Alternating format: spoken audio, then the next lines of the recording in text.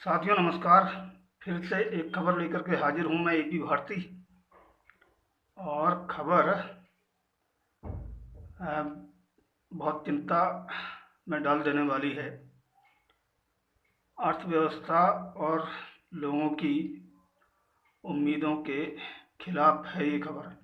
इस खबर में हम आपको बहुत ही गंभीर जानकारी देने जा रहे हैं।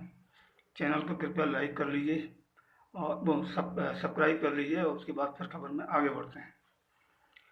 तो खबर इस तरह है कि भारत के नागरिकों के उपभोग पर आधारित एक सर्वे के नतीजे देश की अर्थव्यवस्था के लिए बुरी खबर है।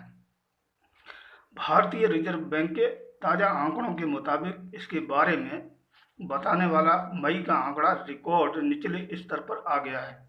ये तब हो रहा है जब कोविड के चलते दुनिया भर में आर्थिक गतिविधियां घटी हैं और अर्थव्यवस्थाएं बेहाल हैं।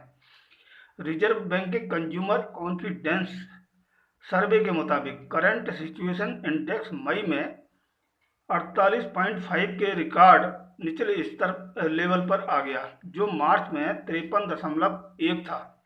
इस इंडेक्स के 100 से ऊपर होने का मतलब ये होता है कि आम लोगों को अपनी और देश की वर्तमान आर्थिक स्थिति बेहतर लग रही है। आंकड़ा 100 से जितना कम रहता है उतनी ही ज्यादा निराशा दर्शाता है।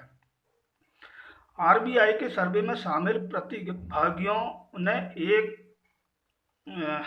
एक साल अपनी और देश की आर्थिक स्थिति कमजोर रहने की आशंका जताई है। एक साल और रिजर्व बैंक ने बताया कि उसका फ्यूचर एक्सपेक्टेशन इंडेक्स भी मई में घटकर 96.4 रह गया, जो मार्च में 108.8 था।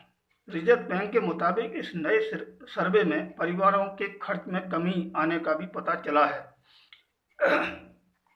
रिजर्व बैंक ने अपने सर्वे के आधार पर कहा है कि लोगों में अपनी आर्थिक स्थिति और रोजगार को लेकर भी भारी निराशा है।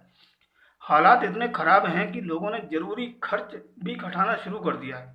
उन चीजों पर होने वाले खर्च में गिरावट पहले से ही है जिनके बिना भी लोगों का काम चल सकता है।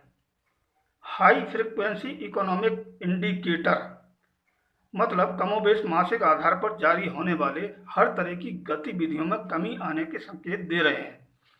रिटेल सेक्टर में कारोबारी गतिविधियां कम हुई हैं और सड़कों पर जाम कम लग रहे हैं। बिजली की मांग घटी है और बेरोजगारी दर बढ़ रही है।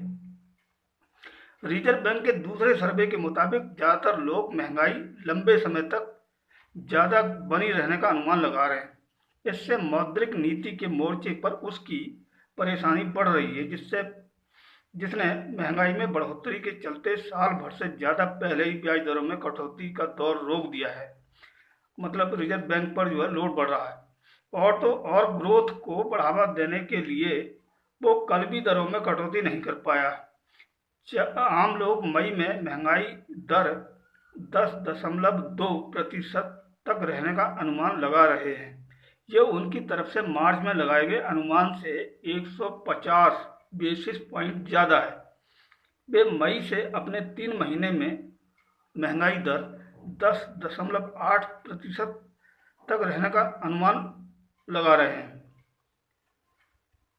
उनका अनुमान है कि अगले एक साल में महंगाई दर 10.9% रह सकती है।